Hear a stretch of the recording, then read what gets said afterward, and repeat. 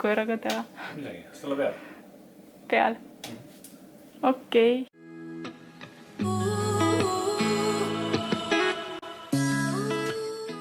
Nii, üks järjekordne kodu sai siis meie poolt endale uue sooja südame. Tegemist siis ilusa suure koldega ahjuga. Kolde ukseks on siis SVT 410 x 410 mm uks.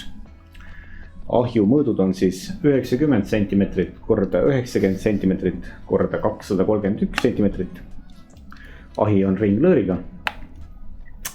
Ja lõõri pikkus on sellel ahjul circa 5 meetrit. Lõõrid on hästi avarad, laiad, suured, nii nagu peab. Ja antud ahi soojeneb hästi ühtlaselt ja hästi mõnusalt.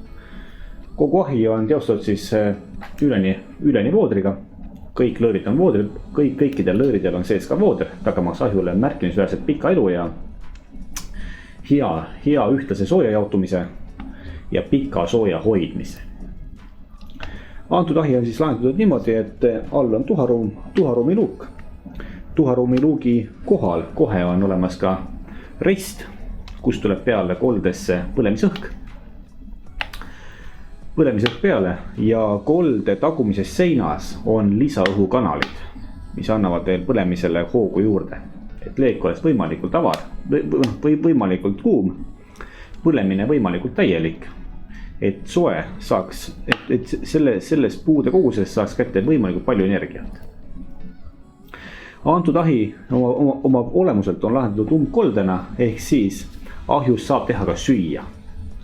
Ahju mõlemal pool küljel on umblõõrid. Umblõõrid on vajalikud paisk soojuse jaoks, ehk siis ka ahi soojeneb kuni ukse alumise servani soojeneb ahi ühtselt välja. Ehk siis kuni siiamaani soojeneb ahi kenasti välja. Kuna küljed lähevad soojaks. Lihtsalt kolde mõlemal pool külgedel on sees vastavad augud sees. Ja nagu näha, siis ka koerale meeldib siin täitsa olla siin lõkketule paistel.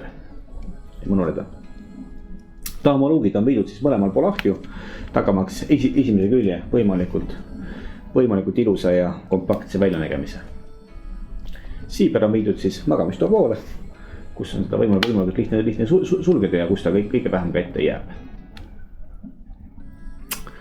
Ja antud ahju mass, ahju täismass on circa 3400 kilogrammi. Ja see ahi seisab soe circa 15-16 tundi on see ahi siis soe.